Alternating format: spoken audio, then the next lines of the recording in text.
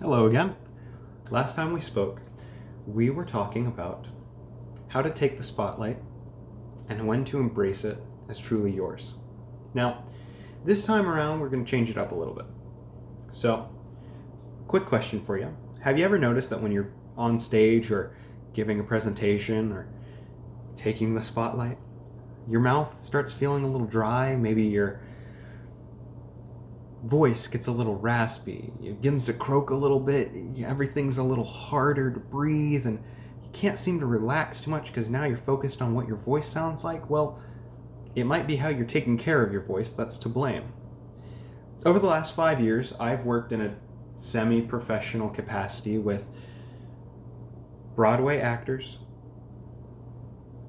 national touring company actors, and a classically trained opera singer and choir director. And through all of their instruction and all of their mentoring, I've learned one of the most important things that I can do as a performer and as a presenter is take care of my most important asset, my voice.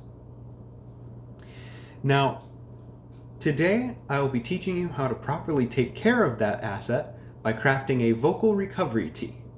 And it comes in 3 easy to follow steps: ingredients, brewing, and recovery. So, ingredients. First and foremost, for any recipe, you gotta pay close attention to the ingredients. First, we must select the tea we need. Today, we'll be using a green tea blend found in most grocery stores. Real simple, we're gonna be using a bag variety today because I don't have my kettle out. Next, we have some additives.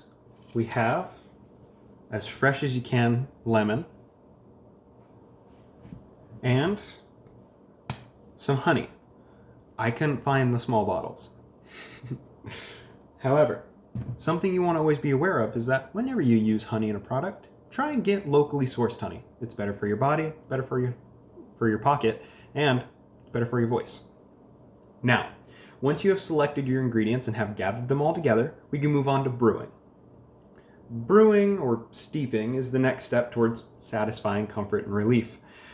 First, you should read the packaging of the tea selected. For mine, I will be bringing a cup of water to boil and then add the tea, which will allow it to brew and steep for about 5 to 7 minutes. After allowing the tea to brew and fully ruminate within the water, it releases all the healing properties and some energetic feelings as well. Now, luckily, I was able to preheat some water. So, we're gonna add that in there.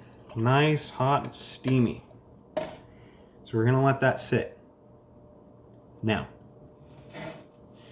after allowing the tea to fully ruminate with the water and releasing its healing properties, you can add your additional additives from step 1. Today, we have both honey and lemon. So, with the lemon, you want to try and get as much as the juices that you can into the actual drink itself. Because the juice is actually what's going to start it'll seem counterintuitive, but the acidic actually kind of helps a little bit once combined with the tea. Now, for taste, you're going to kind of want to just drop those in there. It's up to you, of course, as well as add a nice large dose of honey. Now, I say a large dose, but everything in moderation. It's very important that you don't make your drink too sugary, because that is counteractive. As sugar, dairy, and grease are all counterproductive towards proper vocal health. Along with proper rest and relaxation techniques, avoiding certain ingredients before a big presentation is very essential. Now, we're just letting our drink steep in here and let it sit for a few minutes. Now, it's very important that when you're drinking your tea that you try and put yourself into a very relaxing environment, which is step 3, recovery.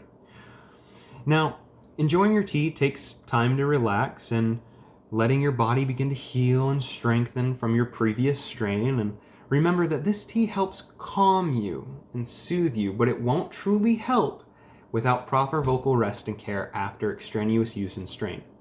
Now, let us review what we learned.